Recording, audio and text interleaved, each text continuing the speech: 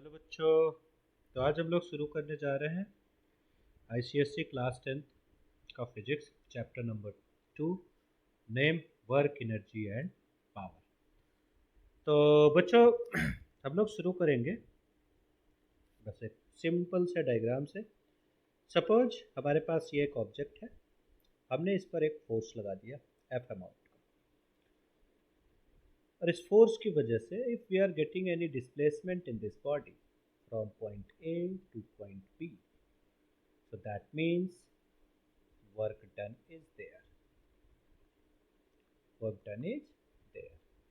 And in case अगर displacement नहीं मिल रहा है हमें, so that means कोई काम नहीं किया है हमने। ठीक है, so we can say that what we can say, work is said to be done only when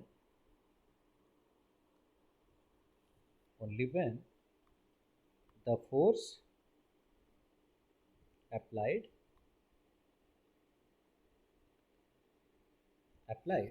on a body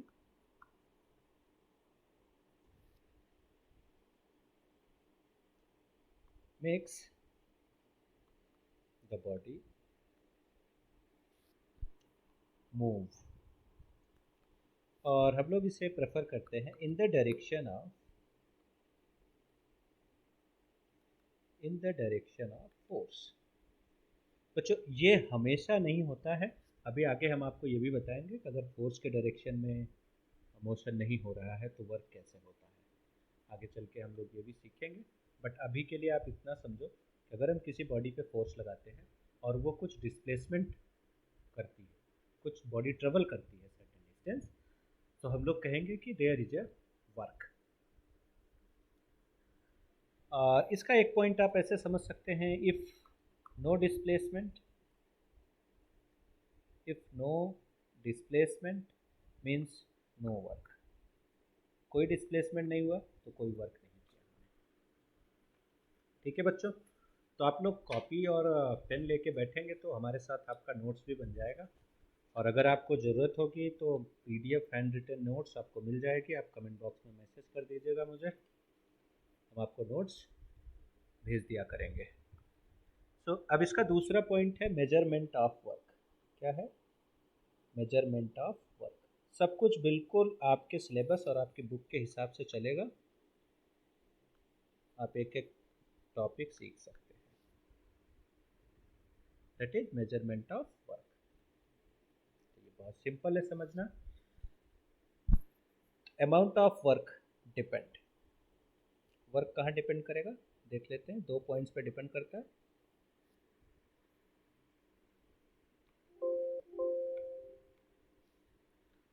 work हमारा 2 पॉइंट्स पे डिपेंड करता है।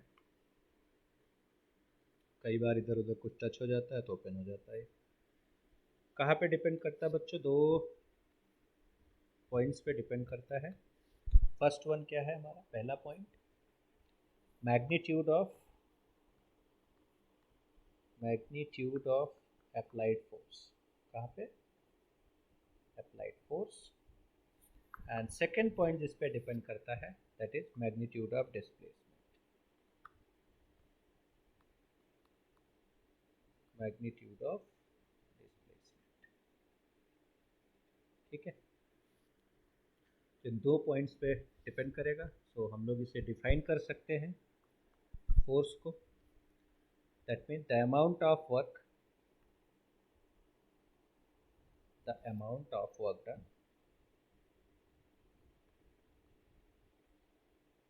डन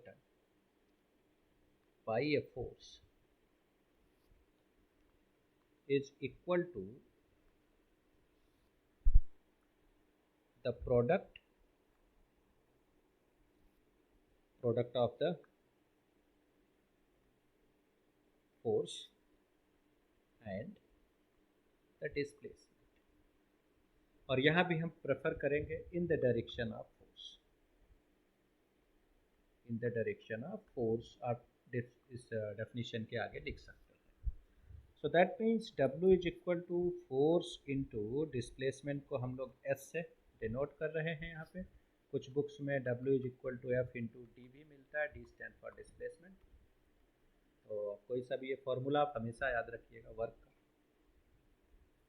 यहाँ पे हम लोग एक पॉइंट लिख सकते हैं, if no displacement, if T is zero so that means W is also zero, F is zero so that means W is zero.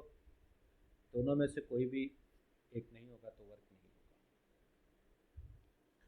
अब इसके बाद हम लोग सीखेंगे यूनिट ऑफ वर्क। क्या निकालेंगे बच्चों? वर्क हम लोग समझ गए, अब यूनिट ऑफ वर्क निकाल लेते हैं। Unit of work, so W is equal to क्या लिखते हैं, force into distance.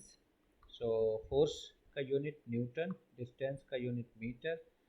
So SI unit of W क्या होगा, न्यूटन मीटर। तो बच्चों इस न्यूटन मीटर को हम लोग जूल भी बोलते हैं, तो आप इसे कैपिटल J से दिखाते हैं। हम लोग न्यूटन मीटर को जूल भी कहते हैं। एक दूसरे तरीके से भी आप इसे समझ सकते हैं, क्योंकि हम लोग फोर्स को लिख सकते हैं mass into acceleration and into displacement.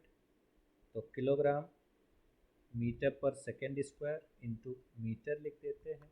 So we will get kilogram metre square पर सेकेंड स्क्वायर। तो बच्चों ये भी हम लोग इसको भी जूल ही बोलते हैं, वर्क है, समझ सकते हैं। कुछ रिलेशंस हैं इसमें जानने के लिए कि क्या होता है। जैसे 1 newton is equal to 10 power 5 dyne होता है। 1 newton is equal to 10 power 5 dyne होता है। एंड 1 जूल, 1 जूल को अगर हम डिफाइन करें, कई बार पूछा जाता है एग्जाम में व्हाट इज 1 जूल।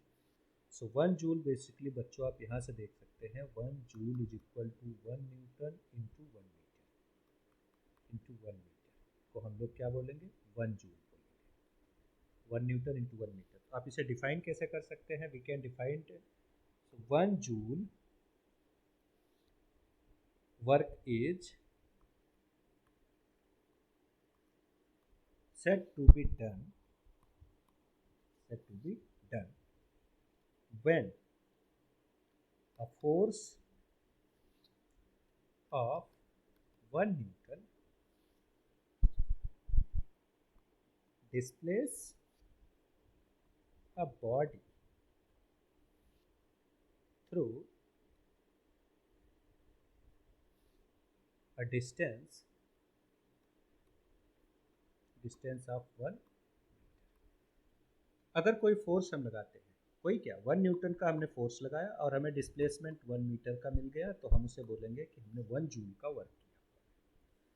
तो जूल और एक और यूनिट होती है, इसकी अर्ग बोलते हैं। तो हम लोग यहाँ पे लिख सकते हैं 1 joule is equal to 10 power 7 erg, क्योंकि ये सीरियस में होती है। तो 10 पावर 5 डाइन होता है। अब इसको सेंटीमीटर में करेंगे तो 10 पावर 5 इंटू 10 का पावर 2 हो जाएगा। मीटर को सेंटीमीटर में करेंगे तो 10 का पावर 7 आ जाता है। तो सोचने वाली बात नहीं है ज़्यादा। और वर्क क्या है, work is a scalar quantity, ये भी याद रखना। कई बार एग्जाम में पूछा जाता है कि वर्क कैसी क्वांटिटी, स्केलर आर वेक्टर। तो वर्क जो है स्केलर क्वांटिटी है। ठीक है बच्चों, अब इसके बाद हम लोग सीखने जा रहे हैं आपके इस पर्टिकुलर चैप्टर का जो सबसे इम्पोर्टेंट पार्ट है।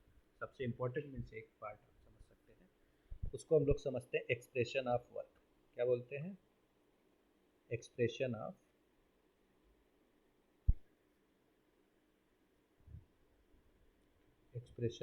वर्क। हम लोग इसको ऐसे लिखेंगे। तो हमें फॉर्मूला कौन सा है जो डिराइव करना है, W is equal to FS cos theta. तो बच्चों इसको दो तरीक़ों से हम लोग करते हैं, ध्यान से आप हमारे साथ इसे ड्रॉ करेंगे तो काम बन जाएगा। तो पहला है, दो तरीके जो हमारे बुक में हैं, होते भी दो ही हैं। तो हम लोग सबसे पहला फर्स्ट वाला पिक कर रहे हैं, देखते हैं क्या है। पहला वाला है बाई फाइंडिंग। हम थोड़ा अच्छा लिखने की कोशिश करते हैं। कंपोनेंट ऑफ डिस्प्लेसमेंट, देखो हम कहीं शॉर्ट में लिखते हैं, आप एग्जाम में मत लिखना, नंबर कट जाएंगे। Displacement of body in the direction of in the direction of force. तो ये हमारा पहला है कि हम कंपोनेंट्स कैसे फाइंड, ये कंपोनेंट का खेला क्या है जरा यहाँ पे छोटे से एक फिगर में समझ लेते हैं। जैसे हमारे पास एक बॉडी है, इस बॉडी पे अगर हम यहाँ से फोर्स लगाएंगे तो बॉडी क्या करेगी, बॉडी इधर शिफ्ट हो जाएगी। लेकिन अगर यही फोर्स हम इस एंगल पे लगाएं तब क्या होगा, तब देखो बच्चों, जब हम फोर्स को एंगल पे लगाते हैं ना तो फोर्स डिवाइड हो जाता है। मतलब ये बॉडी को इधर भी पुल करने की कोशिश करेगा, अब चूंकि ये इस डायरेक्शन में तो बॉडी को इधर भी पुल करने की कोशिश करेगा। तो इसको हम लोग बोलते हैं हॉरिजेंटल कंपोनेंट। क्या बोलते हैं बच्चों, हॉरिजेंटल कंपोनेंट। और इसको हम लोग बोलते हैं वर्टिकल कंपोनेंट। तो ये हॉरिजेंटल और वर्टिकल कंपोनेंट, क्योंकि यहाँ से जो एंगल बन रहा था वो थीटा है, ठीक है। तो इसी का खेल है, अभी हम इसको देख लेते हैं कैसे होता है। हॉरिजेंटल और वर्टिकल कंपोनेंट्स को हम लोग कैसे समझ लेते हैं, बहुत छोटा सा है, अभी हम आपको डेराइव करके समझा देते हैं। तो सबसे पहले हम इसके लिए क्या करेंगे, लेट अस ड्रा फिगर। हम लोग क्या करते हैं, यहाँ से एक ऑब्जेक्ट ले लिया हमने और यहाँ से हमने एक लाइन ले लेते हैं और एक लाइन यहाँ से ले लेते हैं। ध्यान रहे कि ये जो हमारा है ये परपेंडिकुलर है यहाँ पर, और यहाँ पे एंगल थीटा बन रहा है, ठीक है। तो हमने एक यहाँ पे बॉडी बना लेते हैं, ये बॉडी ले लिया, इसको डिस्प्लेस करके हमने इस पॉइंट तक ले किया, और बीच का जो डिस्प्लेसमेंट है इसको हमने एस बोल दिया। क्या बोल दिया, ये डिस्प्लेसमेंट एस। तो पहला हमारा क्या है, component of displacement in the direction of force. तो चलो अभी हम फोर्स भी लगा देते हैं। फोर्स हम कहाँ से लगाएंगे, यहाँ से लेके यहाँ पे हमने एक फोर्स लगा देते हैं। क्या लगा देते हैं, एक एफ अमाउंट का फोर्स लगा देते हैं इस पर, फोर्स लगा दिया। अब देखो बच्चों, जब इस बॉडी पे हम यहाँ से फोर्स लगाएंगे तो बॉडी इधर जाने की कोशिश करेगी, क्योंकि पाथ इंक्लाइंड है। अब फोर्स इधर से लगाएंगे तब क्या करेंगे, हम इसका एक कंपोनेंट निकालेंगे। कंपोनेंट कैसे निकालते हैं बच्चों, आइए सीखते हैं। ये हमारा ट्रायंगल है थीटा, ए बी एंड सी। अब इसको मान लेते हैं एस। तो यहाँ से जब हम लोग कॉस थीटा निकालते हैं बच्चों, क्या निकालते हैं, cos theta. Cos theta is equal to what, cos theta is equal to base upon hypotenuse, तो that means A B upon S हो जाता है। क्या हो जाता है, A B upon S. So A B is equal to what, S cos theta. तो A B क्या है, एस कॉस थीटा। यस क्या है हमारा, डिस्प्लेसमेंट है। तो डिस्प्लेसमेंट हो गया इन the direction of force. Force किधर था हमारा, ए ले लिया, ये बी ले लिया, ये सी ले लिया। तो हमारा फोर्स किधर था, फोर्स था हमारा ए बी डायरेक्शन। और ए बी हमारा कितना आ गया बच्चों, ए बी हमारा आ गया एस कॉस थीटा। तो ये होता, अब एक वर्टिकल कंपोनेंट भी आएगा जिसको हम लोग साइन थीटा से निकाल सकते हैं। Sine theta is equal to आ जाएगा S, sorry this B C one, इसको हम लोग निकाल सकते हैं। जैसे वो एस कॉस थीटा आया वैसे एस साइन थीटा आएगा। लेकिन चूंकि हम इसे कंसीडर नहीं करते, हम इस फोर्स के डायरेक्शन में ही हमें चाहिए, तो हम लोग ये वाला नहीं कंसीडर करते, एस कॉस थीटा लगेंगे। आई होप कि आपको बेहतर समझ में आ गया होगा। तो बच्चों वर्क क्या होता है हम लोग तो जानते हैं। अब जो थीटा है ये एंगल ऑफ इंक्लिनेशन है। क्या है, एंगल ऑफ इंक्लिनेशन। चलो इसको डराइव कर लेते हैं फट से। आप एग्जाम में लिख सकते हैं कि हमारे पास एक बॉडी है, उसको एक इंक्लाइंड थीटा इंक्लिनेशन पे डिस्प्लेस हुई है, point A to point C, displacement को एस ले लिया, ठीक है। एस हमारा क्या है, डिस्प्लेसमेंट है, हमने ले लिया। एफ जो है अप्लाइड फोर्स है ऑन अ बॉडी, ठीक है। अब हमें कंपोनेंट हमने कैसे निकाला है, एफ का कंपोनेंट इस डायरेक्शन में निकाल लिया। अब हमें निकालना है डब्ल्यू। तो डब्ल्यू इज इक्वल टू क्या लिखेंगे, फोर्स इंटू डिस्प्लेसमेंट। क्या निकालेंगे बच्चों, फोर्स इंटू डिस्प्लेसमेंट। डिस्प्लेसमेंट किधर, इन the direction of force. In the direction of force जो डिस्प्लेसमेंट हमारा क्या है वो एस कॉस थीटा। तो हमने फोर्स ले लिया इंटू एस कॉस थीटा लिख लिया, एस कॉस थीटा। इसको आप ऐसे भी लिख सकते हैं एफ इंटू ए बी। क्या लिखेंगे, F into A B, force into displacement. So A B is what, S cos theta. यहाँ पे हमने निकाला ए बी हमारा कितना है, S cos theta. So W is equal to, यहाँ पे आप लिख सकते हैं W is equal to F S cos theta. समझने में बहुत आसान है, और उम्मीद करता हूँ आप समझ लिए होंगे। आप इसका स्क्रीनशॉट ले सकते हैं बिल्कुल, ताकि आपको बाद में भी समझने में कोई दिक्कत ना हो। तो W is equal to F S cos theta. अब एक इसका दूसरा पोर्शन भी है, हटाएं इसको, स्क्रीनशॉट ले लिया आप लोगों ने, हम इसको आगे बढ़ाते हैं। अब इसका एक दूसरा जो पॉइंट है, उसके लिए हम लोग क्या करेंगे, एक वापस से हमने एक डिजाइन कर लेते हैं। ये यहाँ से हम वापस गए इधर और एक डॉटेड लाइन बना दिया। फिर से सब कुछ वैसा ही करना है, थोड़ा सा चेंजेज है। इस बार हम लोग निकालेंगे जो दूसरा पॉइंट है हमारा, पॉइंट नंबर 2, इसको हम लोग बोलते हैं बाई फाइंडिंग, क्या निकालना है, by finding the component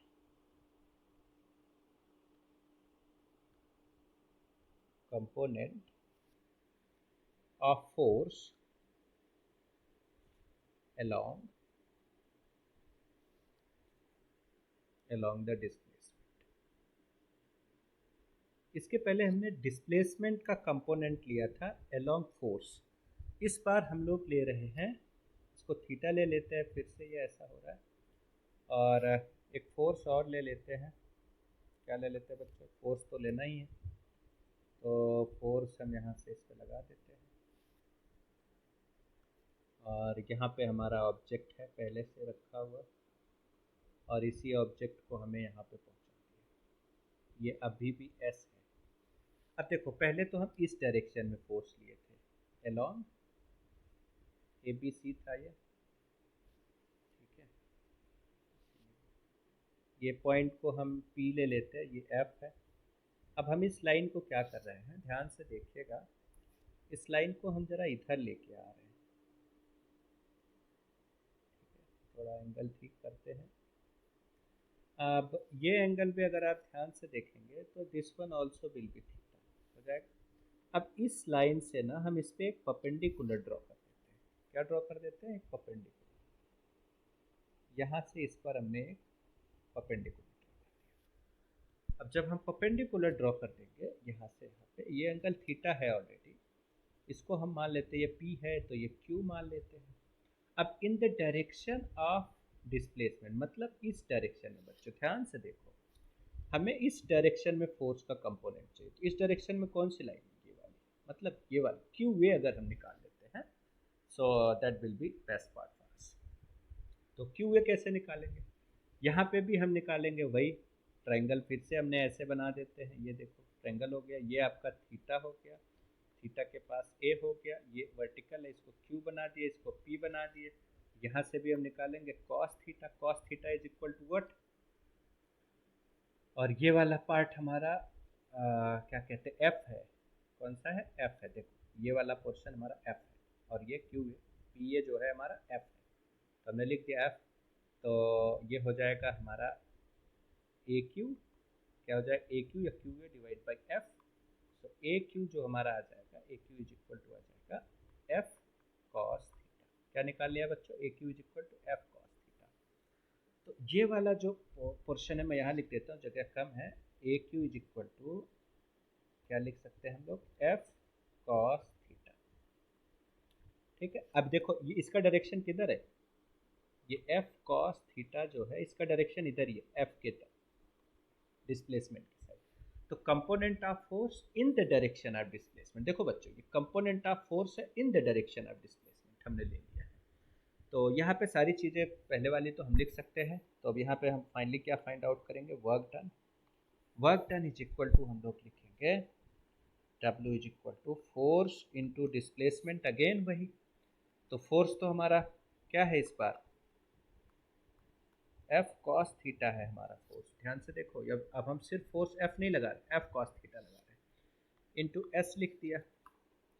so W is equal to क्या आ गया बच्चों, एफ एस कॉस थीटा हम लोग लिख सकते हैं। तो ये फोर्स यहीं पे आ गया, एफ एस कॉस थीटा। आप इसका भी स्क्रीनशॉट ले सकते हैं कि यही ट्रायंगल हमने यहाँ पे बनाया हुआ है, ध्यान से देखिएगा, ये वही वाला छोटा वाला ट्रायंगल हमने यहाँ बना लिया, क्योंकि हमें चाहिए था क्यू ए, ठीक है। तो क्यू ए हमने निकाल लिया। आपके बुक में शायद यहाँ पे एन है, तो कोई फ़र्क नहीं पड़ेगा, आप नोट्स में उस तरीके से लिख सकते हो। तो अब हम यहाँ पे लिखे सकते हैं, so we can conclude now, क्या लिख सकते हैं, ये नोट बहुत इंपॉर्टेंट है आपके लिए, वी कैन कंक्लूड दैट, अरे यार spelling mistake, we can conclude that, what we can conclude, work done,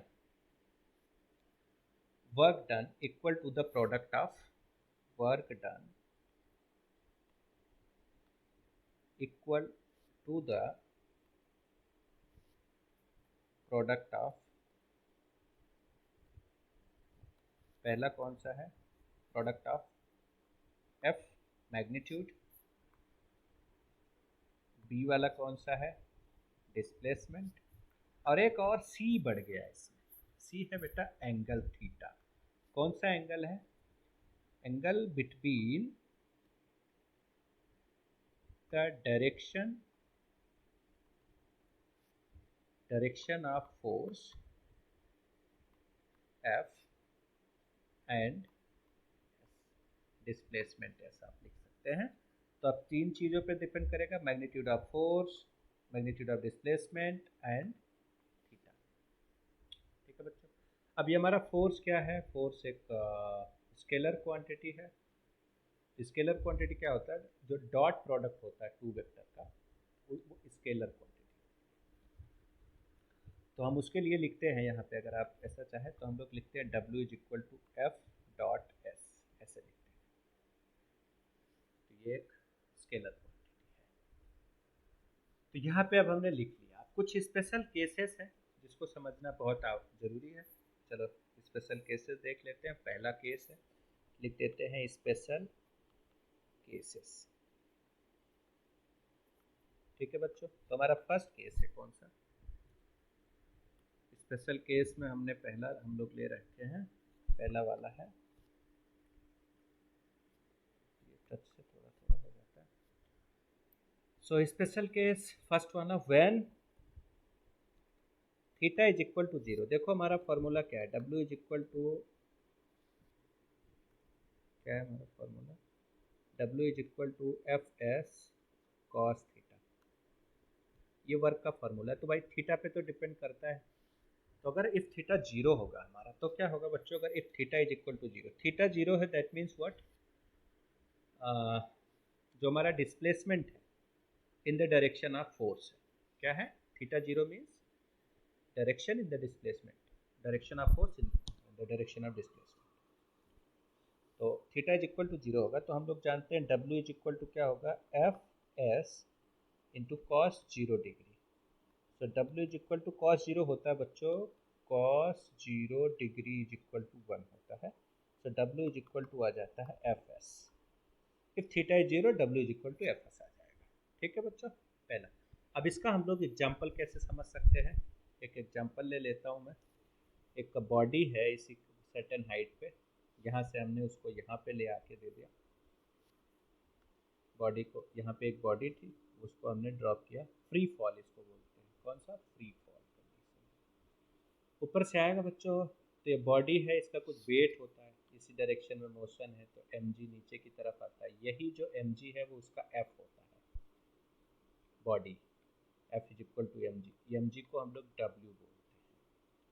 तो अब इसकी हाइट यहाँ से यहाँ तक हम मान लेते हैं h है, क्या है, h हाइट, यहाँ से यहाँ पे फ्री फॉल कर रहा है। देखो आप यहाँ पे ध्यान से देखेंगे बच्चों, जो डायरेक्शन ऑफ मोशन है, डिस्प्लेसमेंट है, वो इसी डायरेक्शन है, फोर्स का डायरेक्शन भी, ग्रेविटी अप डाउनवर्ड है, वर्टिकली डाउनवर्ड, और इसका मोशन भी वर्टिकली डाउनवर्ड। तो जब हम इसका टोटल वर्क निकालते हैं तो W इज इक्वल टू क्या आ जाता है, F इंटू एस लिखते हैं। F की वैल्यू क्या है, value of F is mg and this is h, तो W इज इक्वल टू हमें मिल जाता है mgh, क्या मिल जाता है बच्चों, mgh। अच्छा हाँ, ध्यान रखना, अगर हम अगेंस्ट काम कर रहे हैं ग्रेविटी के तो ये माइनस mgh हो जाता है, in case of upward direction, upward motion. ठीक है, तो यहाँ तक आपको क्लियर हुआ होगा बच्चों। हम लोग आगे बढ़ते हैं, इसका जो सेकेंड केस है, if theta is equal to 90 degree, ये केस बहुत बढ़िया होता है, बड़ा स्पेशल है हमारे लिए, हम लोगों के लिए, आप यूँ समझिए। तो स्पेशल कैसे होता है हम आपको बताते हैं।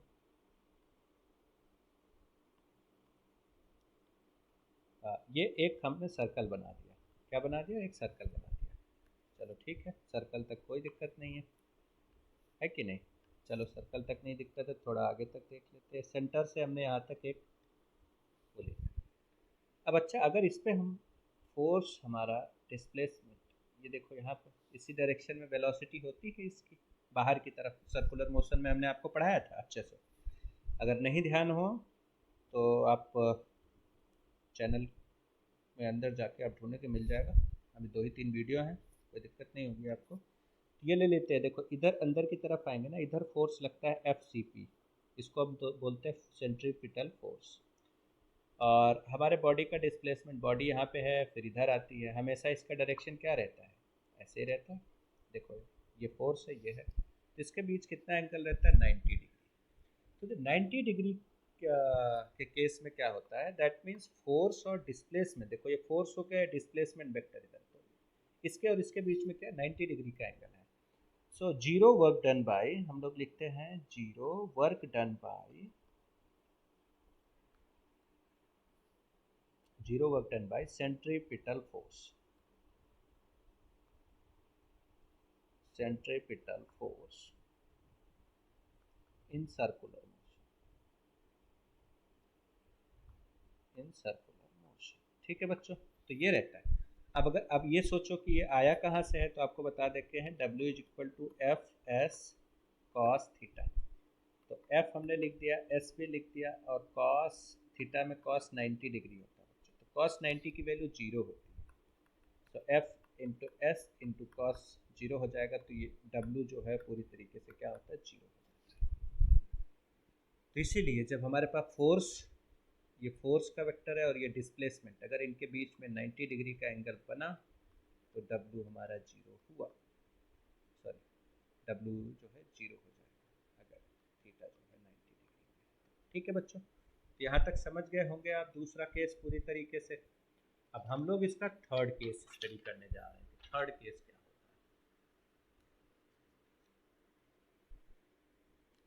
या उसके पहले एक चीज़ और आप नोट कर सकते हैं यहाँ पे, फिर हम लोग थर्ड केस में आएंगे। तो वर्क डन जीरो कब होता है? कई बार एग्जाम में पूछा है वर्क डन जीरो कब होगा। वर्क डन जीरो केस मतलब the case where work done is always zero. तो पहला केस, पहला कंडीशन तो क्या हो जाता है? जब S जीरो हो, दैट मीन्स बच्चों डिस्प्लेसमेंट जीरो। अगर डिस्प्लेसमेंट जीरो है, डिस्प्लेसमेंट जीरो है, वर्क डन जीरो। दूसरा, जब हमारा जो डिस्प्लेसमेंट होगा, डिस्प्लेसमेंट क्या होगा? Is normal. नॉर्मल मतलब perpendicular, displacement is normal to the direction, to the direction of F यानी फोर्स। ये केस है theta is equal to 90 degree का, जो अभी आप देखें। ये 2 इंपॉर्टेंट नोट है, आप इसको नोट कर सकते हैं आराम से। उसके बाद हम लोग केस थर्ड की बात कर लेते हैं। तो केस थर्ड हमारा जो है ये थोड़ा सा वैसा है। क्या होता है इसमें? इफ जो S है हमारा, जो डिस्प्लेसमेंट है, is in opposite, in opposite direction of, opposite direction of force. अगर ये अपोजिट डायरेक्शन में है तो भी होगा। मतलब अपोजिट डायरेक्शन में कब होगा? जब फोर्स इधर लगा रहे हो, डिस्प्लेसमेंट इधर आ रहा है, दैट मीन्स इसके बीच में कैसा एंगल बन रहा है? 180 डिग्री। तो जब 180 डिग्री बनता है तो cos 180 की वैल्यू जो होती है बच्चों, वो होती है -1। तो जो W आता है इस केस में, एफ एस इंटू कॉस 180 हम लोग लिखते हैं। So W is equal to minus F S हो जाता है। तो ध्यान रखना वर्क जो है नेगेटिव होगा, क्योंकि आप चाह रहे हो डिस्प्लेसमेंट इधर हो और डिस्प्लेसमेंट इधर हो रहा है, तो भाई आप इधर चाह रहे हो, वर्क इधर हो रहा है, तो वर्क नेगेटिव हो। ठीक है बच्चों, यहाँ तक क्लियर है? अब इसका केस आप कौन सा ले सकते हो? क्या होता है जब फोर्स, अभी आपने एक बॉल लिया, उस बॉल को ऐसे अपवर्ड ऊपर की तरफ यहाँ फेंक दिया, यहाँ तक पहुँच गया, हाइट h हो गई। अब फोर्स आपने लगाया किस? Opposite direction to gravity. ये बॉल नीचे आने की केस में रहती है हमेशा, लेकिन आपने फोर्स लगा के ऊपर खींचा है, यहाँ पे जो W होता है वो -mgh होता है। क्या होता है बच्चों? -mgh। फोर्स कितना हो जाता है? क्योंकि अपोजिट डायरेक्शन में है ग्रेविटी के तो माइनस हो जाता है, और h तो हाइट है जो डिस्प्लेसमेंट हम लोग जिसको बोलते हैं। तो यहाँ तक आप समझ गए होंगे, लेकिन अब एक केस और ले लेते हैं हम इसके बाद, उसको बोलते हैं work done bye a variable force. तो आज बच्चों इस लेक्चर में, इस सेशन में हम पूरा पावर तक करने वाले हैं, work done bye a variable force. Numerical के लिए मैं सोच रहा हूँ, अगर अभी देखता हूँ रात काफ़ी हो गई, चूँकि शायद 1:30 बज रहे होंगे, तो अगर मुझे थोड़ा और टाइम मिलता है तो मैं कुछ न्यूमेरिकल्स भी करूँगा, नहीं तो नेक्स्ट क्लास में ज़रूर करेंगे न्यूमेरिकल, नेक्स्ट सेशन में। वेरिएबल फोर्स, देखो वेरिएबल फोर्स क्या होता है अभी तक हमने जो फोर्स देखा ना, यहाँ पे हमने एक बॉडी लिया, यहाँ पे फोर्स लगा दिया है, डिस्प्लेस हो गया बॉडी, यहाँ पे पहुँच गई, ये सब केस होता है जब फोर्स हमारा कांस्टेंट है। अगर फोर्स वेरी कर रहा है विद रिस्पेक्ट टू टाइम, तो हम कैसे निकालते हैं उसका? सो लिख देंगे यहाँ पे, इफ फोर्स इज, वैसे आपके सिलेबस में नहीं है लेकिन है बहुत इंपॉर्टेंट, क्वेश्चन पूछा जाता है कभी कभी, ड्यूरिंग द डिस्प्लेसमेंट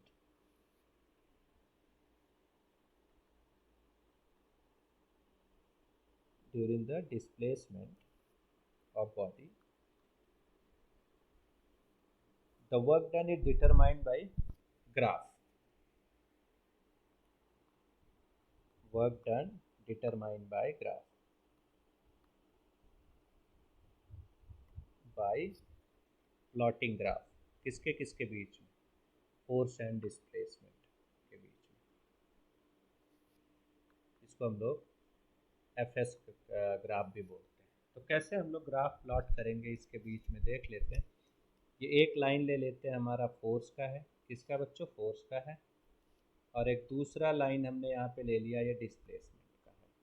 तो चलो कर लेते हैं, ये डिस्प्लेसमेंट है, ये हमारा फोर्स है। ठीक है बच्चों, अब क्या हुआ, देखो एक चीज़ तो हम लोग जानते हैं कि that F is directly proportional to displace, या displacement is directly proportional to F. आप ऐसे लिखेंगे तो ज़्यादा बढ़िया लगेगा, मतलब आप जितना फोर्स लगाएंगे उतना displacement, force higher displacement higher. तो एक तो ऐसे सीधी लाइन हम यहाँ से ड्रॉ कर सकते हैं, है ना, कि जितना फोर्स उतना डिस्प्लेसमेंट, इस तरीके से, है ना, ऐसे ऐसे करते हैं। यहाँ से हमने एक सीधी लाइन यहाँ पे ड्रॉ कर दी, ठीक है। फोर्स और displacement, force is directly proportional to displacement, displacement is directly proportional to force. अब हम लोग क्या करेंगे, मान लेते हैं किसी सर्टेन टाइम पे, क्या, अगर मान लेते हैं हमारा डिस्प्लेसमेंट ऐसा है, एस क्या है यहाँ, ठीक है, फोर्स हमारा ऐसा है, ठीक है। अब देखिए हम लोग इसे क्या करेंगे, ये पॉइंट एस हो गया, ये पॉइंट एफ हो गया, और ये पॉइंट को हम लोग ओ मान लेते हैं। ओ से एस तक एक डिस्प्लेसमेंट है, और ये ओ से एफ तक फोर्स है। देखो यहाँ क्या है, यहाँ पे फोर्स 0 था, यहाँ पे कुछ रहा होगा, फिर इंक्रीज करते करते करते करते एफ तक हो गया। डिस्प्लेसमेंट यहाँ 0 था, डिस्प्लेसमेंट बढ़ रहा है ना, फोर्स बढ़ रहा है, डिस्प्लेसमेंट बढ़ रहा है। How we will find out the work done? तो जो बच्चा ये एरिया है ना, area of this triangle, so the work done by force हम यहाँ पे लिखेंगे, the work done by force F in displacement S is equal to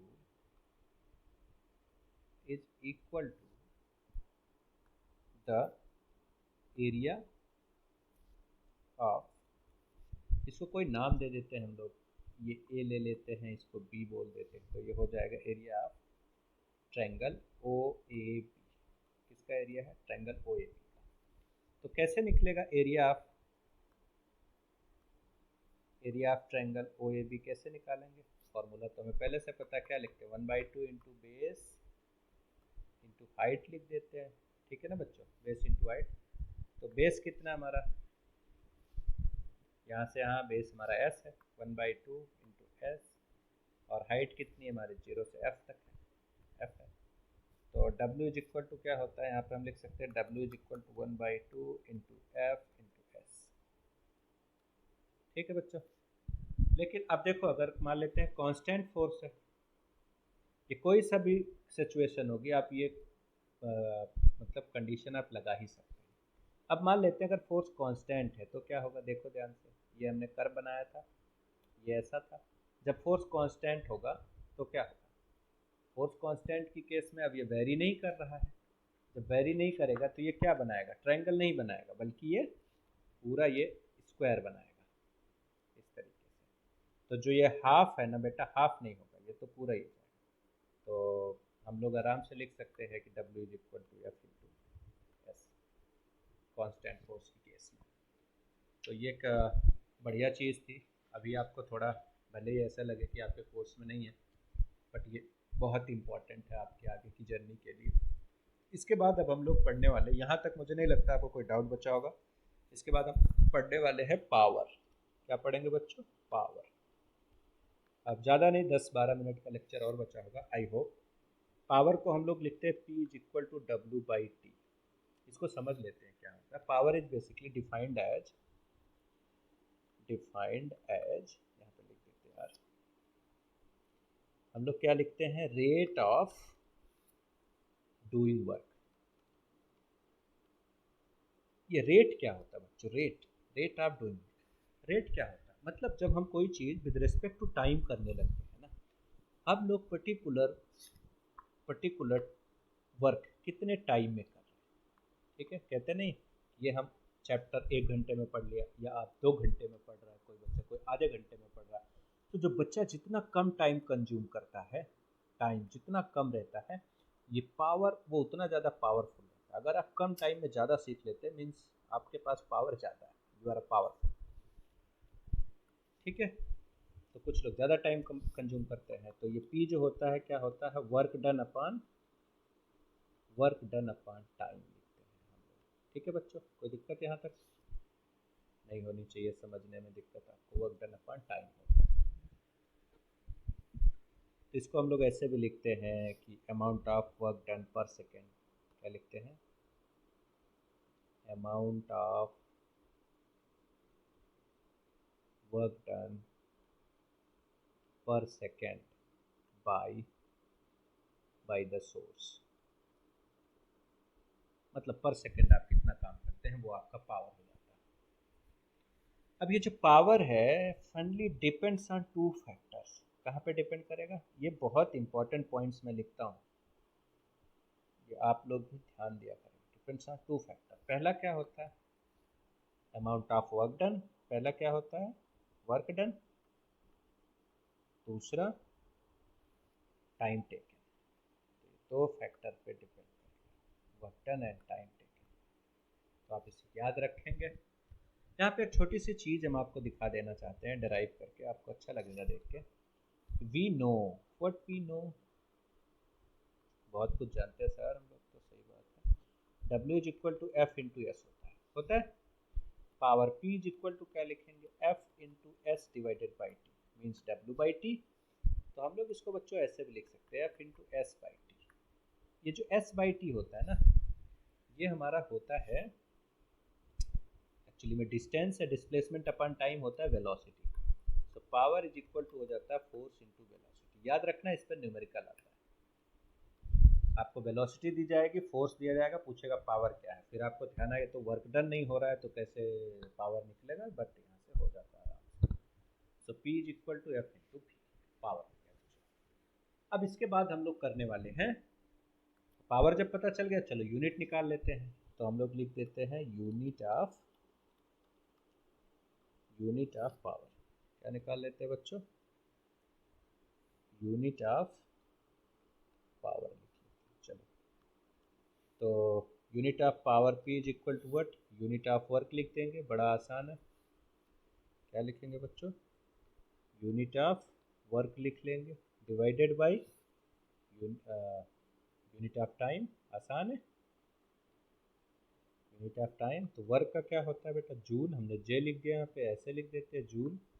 और ये होता है सेकेंड, तो हम लोग लिख देते हैं जूल पर सेकेंड। या जूल सेकेंड इनवर्स लिख देते हैं पावर। जूल सेकेंड, ये क्या होता है यूनिट? एसआई यूनिट है। इसकी कौन सी यूनिट है बच्चा? एसआई यूनिट है। और जूल पर सेकेंड को ही हम लोग क्या बोलते हैं? वाट बोलते हैं। क्या बोलते हैं? वाट। किसी की वाट लगाना मतलब पावर का इस्तेमाल कर देना, है कि नहीं? बोलोगे क्या सर मजाक करते हैं हम लोग, वाट वाट नहीं लगाते किसी की, है? अब इसको हम थोड़ा सा और डिफाइन करने की कोशिश करते हैं ताकि आपके बेहतर समझ में आए। इसको लिखेंगे if 1 joule of work is done in 1 second. कितना? अगर 1 जूल 1 सेकेंड में किया जाता है तो द पावर spent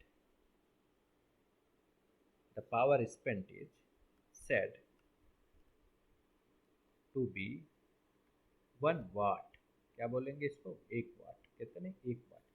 अगर आप 1 जूल का काम 1 सेकेंड में करते हैं तो आपका पावर जो है सिंपल 1 वाट होता है। अब कुछ इसके बिगर यूनिट्स हैं। बिगर यूनिट्स कौन से हैं? जैसे हमने लिख दिया 1 किलोवाट। 1 किलोवाट क्या होता है बेटा? 10 पावर 3 वाट। हम लिख देते 1 मेगावाट, तो इसका मतलब क्या होता है बच्चों? 10 पावर 6 वाट।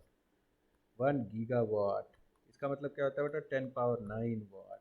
ऐसे कुछ स्मॉलर यूनिट भी होती हैं, जैसे मिलीवाट। क्या है? मिलीवाट। मिलीवाट क्या बोलते हैं? MW, capital MW। Milliwatt is equal to 10 पावर-3 वाट। मिलीवाट के बाद माइक्रोवाट होता है। माइक्रोवाट को लिखते हैं 10 पावर-6 वाट। नैनोवाट भी होता है 10 पावर-9 वाट, है ना? आप लिख सकते हैं। और इसका सीजीएस यूनिट की अगर हम बात करें, सीजीएस यूनिट क्या होती है? सीजीएस, इसको हम लोग बोलते हैं अर्ग पर सेकेंड। क्या बोलते हैं? अर्ग पर सेकेंड। ठीक है, तो 1 watt is equal to 1 joule per second. अब इसको लिख सकते हो 10 पावर 7 अर्ग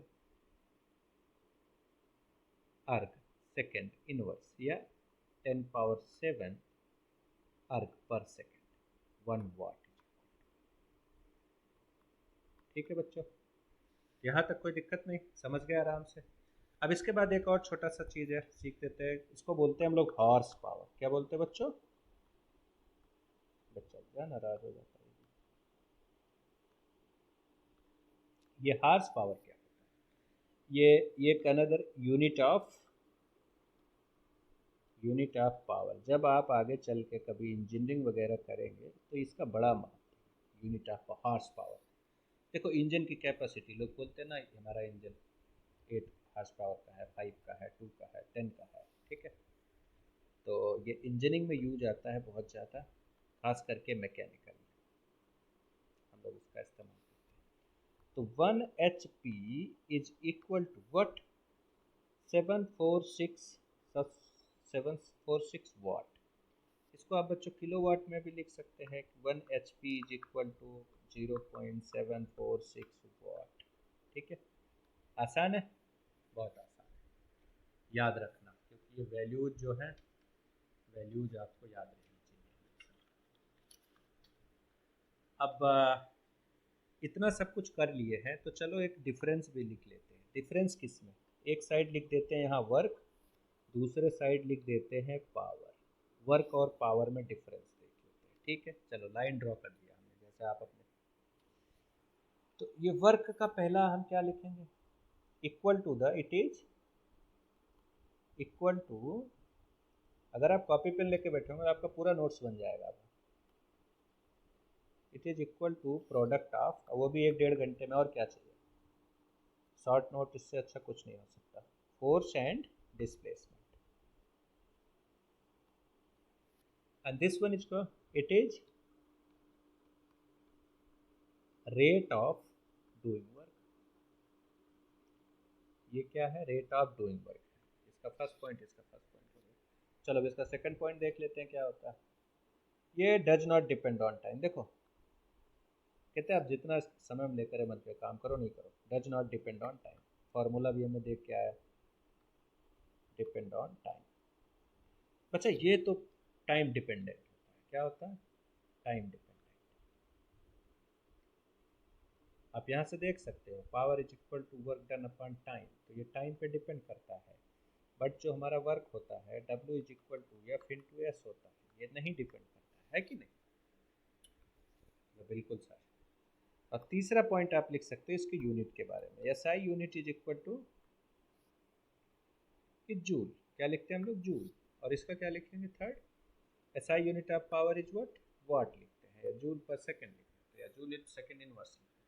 ये तीन डिफरेंस काफ़ी हैं थोड़े समय के लिए। अब इसके बाद हमारा एक लास्ट टॉपिक बच रहा है, उसको हम लोग बोलते हैं एनर्जी। तो एनर्जी भी हम शायद सेक्शन ए का कंप्लीट हो जाएगा, बस आपको 5 मिनट का समय और देना पड़ेगा, आपकी एनर्जी भी कंप्लीट हो जाएगी। मतलब एनर्जी तो आप लॉस कर रहे होंगे, बट चैप्टर कंप्लीट हो जाएगा सेक्शन ए पूरा।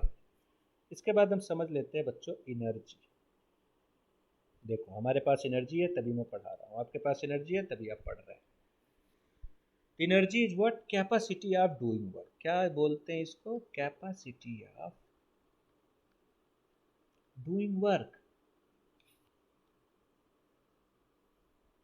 आपके पास काम करने की कितनी कैपेसिटी, कितनी क्षमता है, वही आपकी एनर्जी। ये भी क्या है? Scalar quantity. क्या है बच्चों? स्केलर क्वांटिटी है। ठीक है। अब चलो इसको यूनिट्स देख, ज़्यादा डिटेल में नहीं, एनर्जी आपको 11th में अच्छे से पढ़ाया जाएगा, तो अभी धैर्य रखें अगर आपके पास क्वेश्चन आ रहे होंगे तो। यूनिट्स ऑफ एनर्जी, कितने टाइप्स की यूनिट हैं इसकी देख लेते हैं। सेम एज, पहली बात तो सेम एज वर्क, क्योंकि work done is equal to energy. आप जितना काम कर रहे हैं वही आपकी एनर्जी है, तो सेम एज वर्क। ठीक है। तो एस आई यूनिट क्या हो जाएगी इसकी? हो जाएगी जूल हमारी। ठीक है। सी जी एस यूनिट हमारा अर्ग हो जाएगा, तो 1 जूल इज इक्वल टू 10⁻7 अर्ग, हमें पता है, हम लोग जानते हैं इसको। और कुछ इसकी बिगर यूनिट्स हैं वो भी लिख देते हैं। कौन से बच्चों? बिगर यूनिट्स। कौन कौन सी बिगर यूनिट्स में क्या आता है? जैसे पहला वाट आवर है। क्या है? Watt hour. दूसरा क्या लिख देते हैं? Kilowatt our.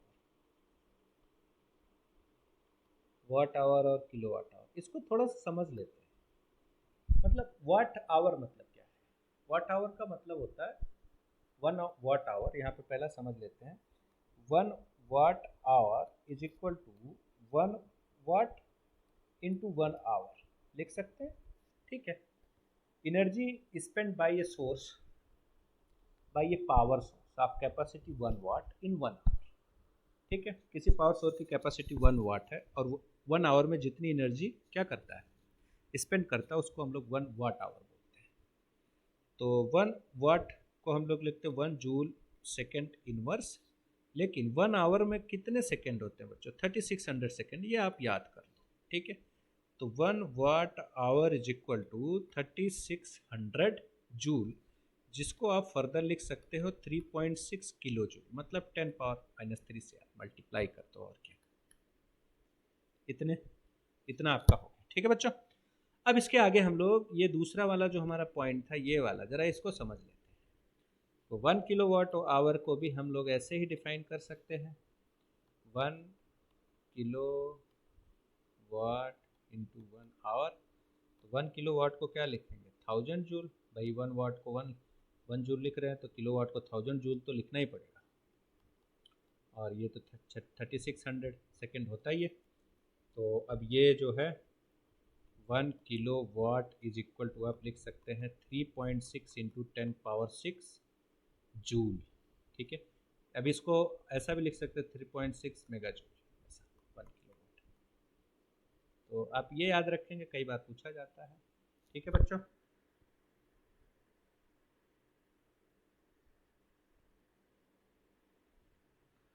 अब इसके बाद हम लोग एक छोटा सा 2 पॉइंट और बचा हुआ है, वो भी कर लेते हैं, 1-1 मिनट लगेंगे। पहला वाला कौन सा है? कैलोरी। कैलोरी क्या होता है बच्चों? जिसको देखो सुबह सुबह कैलोरी बर्न करने निकल पड़ता है। क्या होता है? तो जो हमारी हीट एनर्जी है ना, कौन सी? Heat energy. Measured in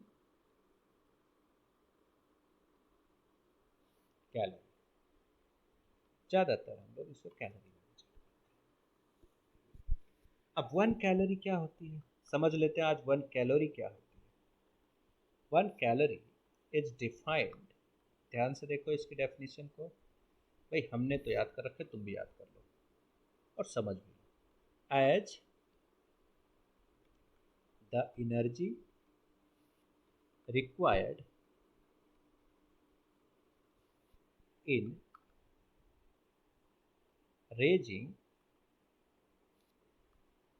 raising the क्या temperature of 1 gram of water from 14.5 degree centigrade to 15.5, sorry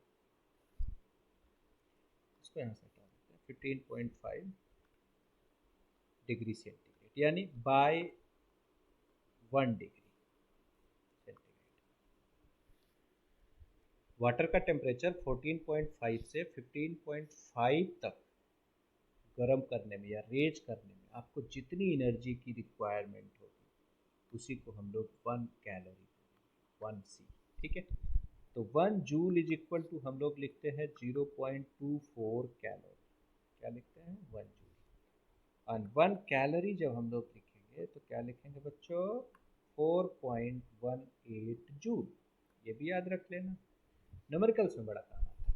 and 1 kilo calorie अगर हम लोग लिख रहे हैं तो 1 किलो कैलोरी तो क्या हो जाएगा, मीन्स 1000 कैलोरीज। 1000 कैलोरीज का मतलब क्या होता है 4180 जूल, 1 किलो कैलोरी। अरे भाई इसी में 1000 का मल्टीप्लाई सब बराबर हो जाएगा। तो ये भी आप स्क्रीनशॉट ले लीजिए, नोट कर लीजिए हमारे साथ फटाफट। बस अब एक छोटा छोटा 1-2 पॉइंट और है, जैसे एक है लास्ट सेकंड लास्ट वन आप इसे कह सकते हैं, इसको हम लोग बोलते हैं इलेक्ट्रॉन वोल्ट। क्या बोलेंगे, इलेक्ट्रॉन वोल्ट। इलेक्ट्रॉन वोल्ट क्या होता है, वेरी स्मॉल एनर्जी यूनिट है, क्या है वेरी स्मॉल एनर्जी यूनिट, बहुत छोटा सा। किसका एनर्जी मैनेज करता है, फॉर एटॉमिक पार्टिकल्स, किसके एटॉमिक पार्टिकल्स, ठीक है बच्चों, चलो ये भी समझ लिया। सो 1 इलेक्ट्रॉन वोल्ट का मतलब होता है energy on 1 electron. So 1 electron volt is energy, समझ लेते हैं क्या होता है, gained by an electron when it is accelerating through a potential difference। देखो अगर ये बच्चे पोटेंशियल डिफरेंस ना समझे ना तो परेशान होने की ज़रूरत नहीं है, इसको भी हम लोग आगे पढ़ेंगे। Potential difference of 1 volt, 1 volt क्या होता है ये भी समझोगे, पोटेंशियल डिफरेंस भी आप समझोगे, ठीक है बस। So 1 electron volt is equal to charge on 1 electron volt. तो बच्चों चार्ज कितना होता है इलेक्ट्रॉन पर, चार्ज एन इलेक्ट्रॉन कितना होता है इंटू 1 वोल्ट लिख सकते हो आप इसे। चार्ज कितना होता है चलो मैं बता देता हूँ, 1.6 इंटू 10⁻⁻19 कूलम का चार्ज होता है, इंटू 1 वोल्ट हम लोग लिख देंगे, फिर इसको लिख सकते हैं 1.6 इंटू 10⁻⁻19 कूलम वोल्ट लिख देंगे इंटू वोल्ट, जिसको हम लोग लिखते हैं further 1 electron volt is equal to 1.6 into 10⁻⁻19 joule. Fine बच्चों, तो यहाँ तक आपको समझ में आ गया होगा। इसके बाद अब एक छोटा सा डिफरेंस बचा हुआ है एनर्जी एंड पावर।